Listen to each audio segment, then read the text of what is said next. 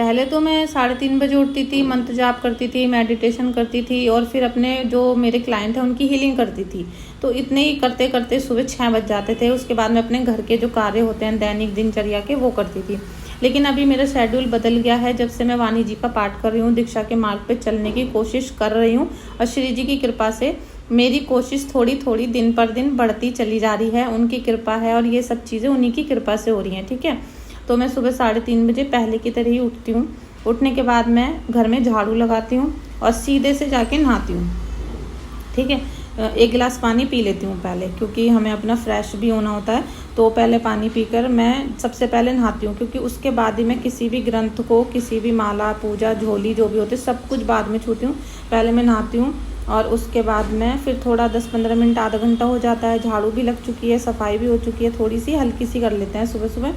और उसके बाद मैं अपना मेडिटेशन करती हूँ। ठीक है, जो मैं टैरो रीडिंग के अकॉर्डिंग करती हूँ। और अपने माइंड को हमें एकाग्र करना होता है, एक ही तरफ लेकर आना होता है, उसके लिए हम मेडिटेशन करते हैं। इसके बाद मैं कम से कम अपनी 11 माला करती हूँ, जो हमें हमारे गुरुदेव ने आज्ञा की है कि कम से कम 11 माला तो करनी है। जो दीक्षा के मार्ग पे आ गए हैं, उससे ज़्यादा करें, कुछ और करें। उसके बाद सुबह हो जाती है, फिर हम अपने लाला की, लाली की, राधा रानी और श्री जी, जिनको हम बोलते हैं श्री जी की, और अपने लड्डू गोपाल को धूप आरती करते हैं, मतलब उनको नींद से जगाते हैं। फिर एक आरती होती है, उनको मंगल भोग लगाते हैं, जिससे कि वो उठ जाएं, भोग लगा लें। उनको थोड़ा सा भूख लगी होगी रात भर से। और फिर उनकी प्रातःकालीन हम आरती करते हैं। ठीक है, आरती हो गई, अब उनको मैं विराजमान कर देती हूँ। अब उसके बाद मैं अपने गुरुदेव को याद करती हूँ, क्योंकि गुरु वंदना और उनके लिए जो मेरी मन की पूजा वो मैं करती हूँ। अब उसके बाद हम अपने राधा रानी और कृष्ण जी को नहलाने की स्नान आरती, श्रृंगार आरती करते हैं और उनको थोड़ा सा भोग भी लगा देती हूँ मैं। ठीक है, मतलब जो भी सुबह सुबह होता है, क्योंकि जो राजभोग होता है वो थोड़ा सा 10-11 बजे के बाद मैं लगाती हूँ। 10-11 बज जाते हैं खाना बनाने में। तो अब उस बीच में मैं थोड़ी सी अपने क्लाइंट की देखती हूँ कि भाई किस किस के मैसेज आए हैं, किसी की मुझे कुंडली तो नहीं बनानी है या किसी की अर्जेंट हीलिंग तो नहीं है। तो वो मैं सुबह वो 1-2 लोगों की कर देती हूँ। ठीक है, फिर इतने ही सूरज निकल चुके हैं, सूरज देवता, उनको प्रणाम करके मैं अब घर में बच्चों को उठाती हूँ।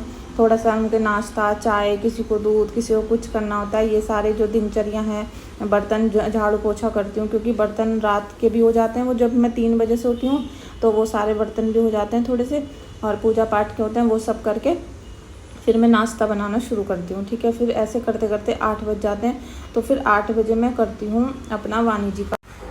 दोस्तों, फिर मैं अपने 5 बच्चों के लिए खाना बनाती हूँ, उनका घर वर पूरा सेट करती हूँ, क्योंकि जब सो के उठते हैं, नहा धोते हैं, तो कपड़े इकट्ठे हो जाते हैं, फिर घर फैल जाता है। मतलब पूरा वो जो एक फीमेल की एनर्जी होती है, काम होता है घर का, वो सारा मुझे करना पड़ता है। फिर 11 बजे तक मैं राजभोग की तैयारी कर लेती हूँ खाने की, और फिर वो भोग लगाने के बाद अब मैं थोड़ा सा रेस्ट करती हूँ आधे 1 घंटे के लिए। और फिर इतने मुझे व्हाट्सएप पे मैसेज, कभी किसी कुंडली, कभी किसी की हीलिंग, वो सारा काम होता है।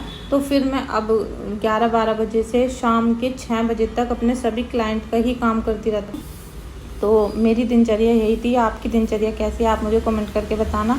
और आप भी अगर दीक्षा के मार्ग में चल रहे हो तो बहुत बहुत अच्छा लग रहा है मुझे, आप लोगों से मिलके खुशी होती है। थैंक यू सो मच आप सभी का इस व्लॉग में आने के लिए, इस वीडियो में आने के लिए। Thank you so much.